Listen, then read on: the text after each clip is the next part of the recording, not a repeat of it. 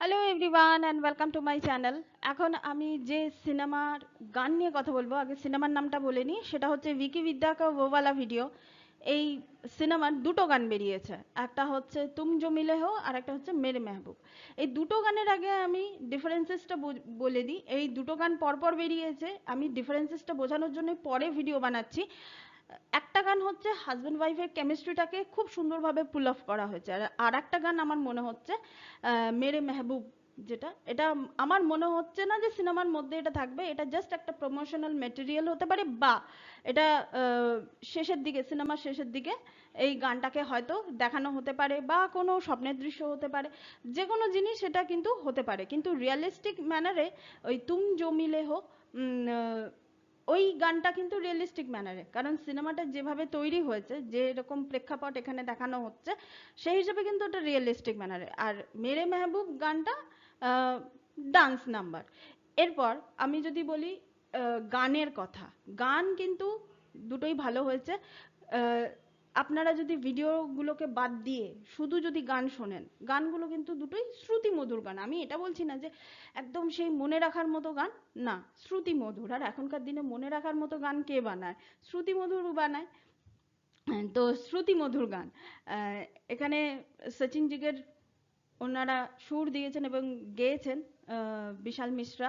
তুম জো মিলে হো এই গানটা, এবং মেরে মেহবুব গানটা সচিন জিগেরই, ওনারাই সুর দিয়েছেন এবং গেয়েছেন শিল্পা রাও আর সচেত টেন্ডন, এনারা দুজন গেয়েছেন।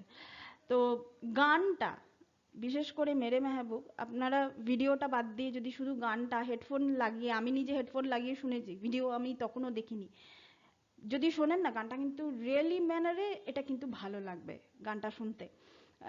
দেখুন, যেগুলো ভালো দিক আছে, ভালো দিকগুলোকে সামনে নিয়ে আসুন। আর সচিন জিগার, আমি জানি না কেন এই গানগুলো নিয়ে কেউ কথা বলছে না, কেন এটা সামনে রিলিজ হতে চলেছে, কেন কথা বলছেন না আপনারা এই গানগুলোকে নিয়ে? কথা বলুন, এদেরকে সবসময় আলোচনায় রাখুন, এইভাবেই তো রাখতে হয়।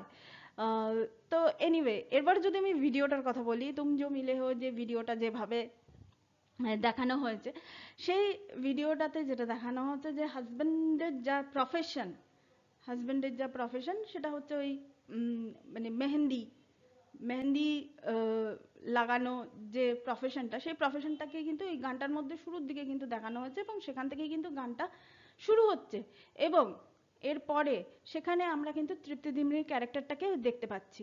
ওখানে কিন্তু তৃপ্তি ডিমরি এবং রাজকুমার রাও, এই দুটো ক্যারেক্টার, মানে সিনেমার মধ্যে দুটো ক্যারেক্টারকে কিন্তু খুব সুন্দরভাবে এখানে মানে কিন্তু প্লেস করা হয়েছে। রাদার আমি যদি মেরে মেহবুব গানটার ক্ষেত্রে যদি আমি বলি, সেখানে আমার কেন জানি না তৃপ্তি ডিমরিকে একটু স্টিফ মনে হয়েছে। আপনারা যদি গানটা যদি দেখুন, দেখুন গানটা কিন্তু একটা আপিলিং গান। এটা যদি প্রমোশনাল সংও হয়, আপিলিং গানে কিন্তু নিজের এক্সপ্রেশন, নিজের মানে কি বলবো, ওই এক্সপ্রেশনই, নিজের এক্সপ্রেশন, বা হ্যাঁ বডি ল্যাঙ্গুয়েজ এইসব জিনিসগুলোর মধ্যে একটা অন্যরকম ব্যাপার থাকা দরকার। রাদার আপনি শুধু দেখুন রাজকুমার রাওয়ের এই গানে কিন্তু বেশ কিছু সিঙ্গেল সিঙ্গেল শট আছে। সেই সিনগুলো, সেই শটগুলো কিন্তু রাজকুমার রাও খুবই সুন্দরভাবে করেছে। তৃপ্তি ডিমরির সঙ্গেও কিন্তু সিঙ্গেল শট আছে, কিন্তু সিঙ্গেল শট আপনারা যদি খুব ভালো করে দেখেন, তৃপ্তি ডিমরির কিন্তু কম আছে। কেন বলুন তো? সিঙ্গেল শটে একটা স্ক্রিনকে মাতিয়ে তোলার মতো যে ধরনের অ্যাপিলের দরকার, সেই ধরনের অ্যাপিল কিন্তু তৃপ্তি ডিমরির মধ্যে নেই, যেটা রাজকুমার রাওয়ের মধ্যে আছে।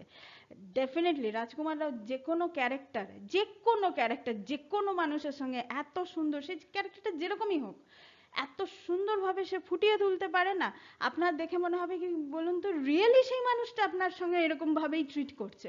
বেসিক্যালি সেটা নয়, সে কিন্তু সেটা করছে না। সে কিন্তু পুরো জিনিসটাকেই কিন্তু সে অভিনয় করছে, এবং তার অভিনয়টা কিন্তু আমি এখন কিন্তু খুব সুন্দর রিয়েলাইজ করতে পারি। It's true. কিন্তু সেই জায়গায় তৃপ্তি ডিমরিকে কোথাও মনে হচ্ছে যেন অভিনয়টা ঠিকঠাক যেন হচ্ছে না। আসলে ব্যাপারটা হয়ে গেছে কি, যে হঠাৎ হঠাৎ করে এতগুলো সিনেমা উনি করে ফেলছেন। এবার সেই হিসাবে দেখুন, স্ক্রিপ্ট চুজিং কে কি কি করবে সেটা পরের কথা। আর সেটা আলোচনার বিষয় হওয়ার কথা নয়, ওটা আমার আলোচনার বিষয় নয়। কিন্তু এই স্ক্রিপ্টের মধ্যেও এমন স্ক্রিপ্ট চুজ করা উচিত যে স্ক্রিপ্টগুলোকে মানে সুন্দরভাবে, আপনার যদি 10 মিনিটেরও রোল থাকে সেখানে যেন আপনাকে লোকে মনে রাখে, আমার এইটুকুই বলার বক্তব্য। আর যেমন আপনারা তৃপ্তি ডিমরির যেমন আর একটা সিনেমা আসছে গতকাল, ওই ভুলভুলাইয়া 3, আমি জানি না কেন লোকের ভালো লাগছে না তৃপ্তি ডিমরিকে, কেন? মানে সে ওই সিনেমা করছে বলে তাকে ভালো লাগছে না? হ্যাঁ, সে কালা, তারপর বুলবুল, এই ধরনের ওয়েব সিরিজ থেকেই সে উঠে এসেছে, এটা সত্যি কথা। এবং সেই ওয়েব সিরিজগুলোতে সে যথেষ্ট ভালো অভিনয় করেছে, কিন্তু তাকেও তো কেরিয়ারটা তৈরি করতে হবে, এটাও আমাদের দেখার ব্যাপার আছে। তাকেও কেরিয়ার তৈরি করতে হবে এবং সবাই নিজের স্বকীয়তাটাকে ছেড়ে দিয়ে, মানে নিজের স্বকীয়তাটাকেই ধরে রাখবো, আমি নিজের কাজের সঙ্গে আমি কম্প্রোমাইজ করব না, এরকম ধরনের মানুষ তো পাওয়া যায় না, খুব কম পাওয়া যায়, খুব কম। এবং তারাই কিন্তু ব্যতিক্রমী হয়, সেসব মানুষরা ব্যতিক্রমী হয়। কিন্তু তৃপ্তি ডিমরি ব্যতিক্রমী নন। তিনি তিনি মানে যেরকম চলছে সেরকম চলুক আর কি, এরকমই আর কি ব্যাপার। তো সেরকমই যদি হয়ে থাকে তাহলে তো তাকে কোনো জায়গাতে খারাপ লাগার তো কিছু নেই। আর সে যে খুব খারাপ খারাপ অভিনেতাদের সঙ্গে অভিনয়, রাজকুমার রাও তো ভীষণ ভালো, ওই যে বললাম রাজকুমার রাও আপনার সামনে এসে যদি হাই বলে তাতেও আমার মনে হবে যে মানুষটা অভিনয় করছে, যদি বলে যে ভালো থাকবেন তাতেও আমার মনে হয় এখন রিসেন্টলি আমার মনে হয় অভিনয় করছে, তার মানে ভেবে দেখুন কত ভালো এরা অভিনেতা। আর কার্তিক আরিয়ানের কথা তো আমি ছেড়েই দিলাম, যেটা মানে ভুলভুলাইয়া 3 যেটা আসছে, সে তো ভালো অভিনেতাই, মানে ও তাকে কেন ঠিকঠাক ভাবে জায়গা দেওয়া হয় না। আর সত্যি তো মানে সে যেটা ভালো পারে তাকে সেটাই দেওয়া উচিত, তাকে কেন মানে এরকম ভাবে মানে মিস ইউজ করা হচ্ছে আমি বুঝে পাই না। তো এনিওয়ে, আমার যেটা মনে হয় ভুলভুলাইয়া 3 তো একটা ফ্র্যাঞ্চাইজি ভ্যালু আছে, শোনা যাচ্ছে মাধুরী দীক্ষিত আছে, যদিও আমি তাকে দেখিনি, বিদ্যা বালানকে দেখেছি, তৃপ্তি ডিমরি আছে, সেখানে কার্তিক আরিয়ান আছে, এই সিনেমা তো মানে শিওর শট হিট হবে, লোকে এটা দেখতে যাবে এবং এটাও হিট হবে। এটার বিষয়বস্তুটা জানা, লোকে কি হচ্ছে কি হচ্ছে সেটা দেখতে গিয়ে হয়তো দেখা যাবে অন্য কিছু মেসেজ দিচ্ছে, হয়তো দেখা যাবে খুব সুন্দর একটা মেসেজ দিচ্ছে, কিন্তু এই সিনেমাটাও কিন্তু লোকে দেখতে যাবে। সেই জন্যই কিন্তু ওই ধরনের আইটেম সং, এই যে মেরে মেহবুব, এই ধরনের আইটেম সং কিন্তু এখানে দেওয়া হয়েছে, এটা কিন্তু অনলি ফর তৃপ্তি ডিমরির মধ্যে দেওয়া হয়েছে। মানে আজকে তো কিয়ারা আডবাণীও অভিনয় করে, আলিয়া ভাট্টও করছে, তাদের ইয়েতে কিন্তু এই ধরনের আইটেম সং কিন্তু দেওয়া হয় না। তো এখানে এই ধরনের মেরে মেহবুবের মতো আইটেম সং দেওয়া হয়েছে, নিশ্চয়ই কোনো কারণ আছে, সেটা পরিচালকরা ভালো বলতে পারবেন। এনিওয়ে, এই ছিল আমার এই দুটো গান নিয়ে আমার একটা সংক্ষিপ্ত রিয়াকশন। এবার আমি চলে আসছি কয়েকটা জিনিস নিয়ে।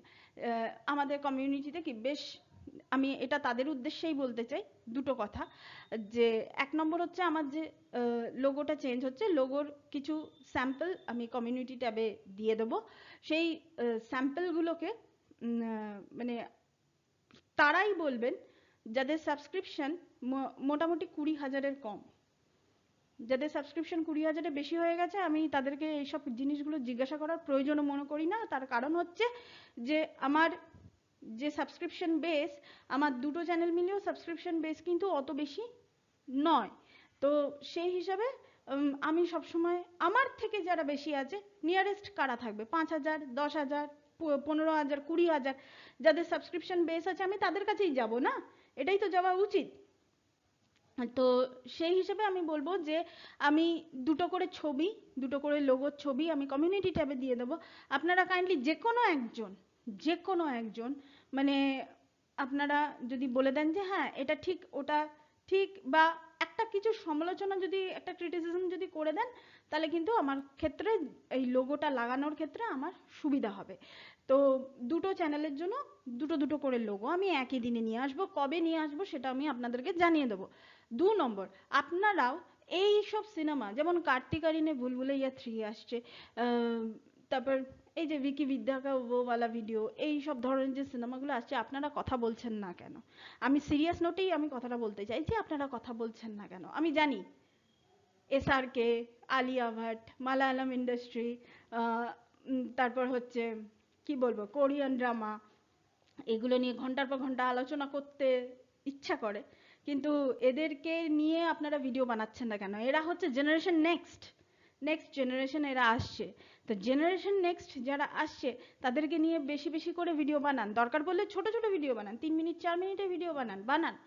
খারাপটা খারাপ বলুন, ভালোটা ভালো বলুন। যেখানে রোস্ট, শুধু ব্যাশ করবেন না, এদেরকে রোস্ট করুন।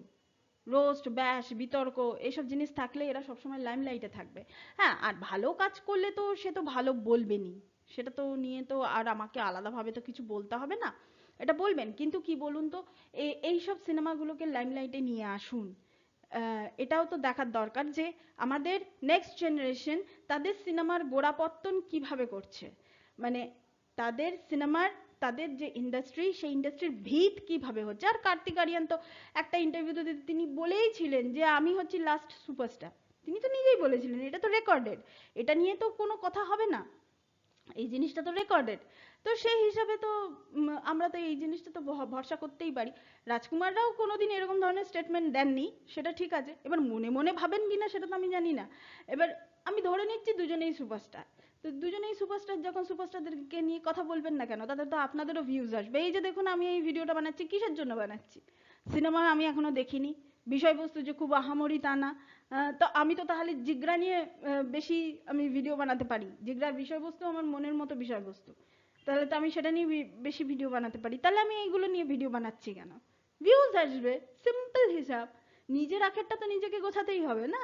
তো ভিউজ যেগুলোতে আসবে সেই কাজগুলো আপনারা করতে থাকুন, আর ছোট ছোট করে ভিডিও বানান। হ্যাঁ, আর যদি জিগরা, মালায়ালাম ইন্ডাস্ট্রির মুভি, এসআরকে, এদেরকে নিয়ে যদি আপনাদের কথা বলতে হয়, তাহলে দেখুন এখান থেকে কিন্তু মানে একটা জিনিস কিন্তু আমরা দেখতে পাচ্ছি, বিগত 2-3 মাস ধরে 15 মিনিট, 20 মিনিট, 40 মিনিটের ভিডিও কিন্তু এখানে হয়ে যাচ্ছে, হচ্ছে এখানে। তো আপনারাও করুন, আপনারা এসআরকে কে নিয়ে 20 মিনিট 30 মিনিটের ভিডিও বানান, আলিয়া ভাটকে নিয়ে ভিডিও বানান, যারা সত্যি সত্যি কাজ করছে তাদেরকে নিয়ে। না, আমি এটা কখনোই বলতে চাইছি না যে রাজকুমার রাও, তৃপ্তি ডিমরি এরা কাজ করছে না, ডেফিনেটলি এনারাও কাজ করছেন। কিন্তু আজকে আলিয়া ভাট, এসআরকে বা কিয়ারা আডবাণী, কিয়ারা আডবাণীকে তবু আমি এদের মধ্যে রাখতে পারি, বা অন্যান্য আরো যারা যারা আছে, রণবীর কাপুর, এরা যারা যারা আছে, বা রণবীর সিংকে নিয়েও আলোচনা করতে পারেন। এখন কিন্তু ওই মানুষটা সত্যি সত্যি কিন্তু ডাউনফল যাচ্ছে। তারপর আপনারা জিতকে নিয়ে আলোচনা করুন, আপনারা জিতকে নিয়ে আলোচনা করছেন না কেন? দেব ঠিক আছে, কিন্তু জিতকে নিয়ে আলোচনা করুন। সত্যি সত্যি কিন্তু ওনাদের ডাউনফল যাচ্ছে, ওনাদেরকে নিয়ে 30 মিনিট, 30 মিনিট না, 10 মিনিট, 12 মিনিট, 15 মিনিট এইরকম ধরনের আপনারা ভিডিওগুলো বানান ওনাদেরকে নিয়ে। এই ধরনের ভিডিও বানালে আপনাদের যাদের 5,000, 10,000, 15,000, 20,000-এর যাদের সাবস্ক্রিপশন আছে, তারা এই ধরনের ভিডিওগুলো বানাতে থাকুন। তো তাতে কি হচ্ছে যে যাতে ওনাদেরও একটা পুশ দরকার হয়, প্রত্যেকটা মানুষেরই পুশ, পেছন থেকে একটা পুশ করার মতো একটা একটা গ্রুপের দরকার হয়। তো তাদেরকে নিয়ে কথা বলুন। তো সেই হিসাবে এটাই আমার বলার বক্তব্য ছিল। Thank you so much, that's all. Please keep watching and please subscribe my channel. Till then, goodbye.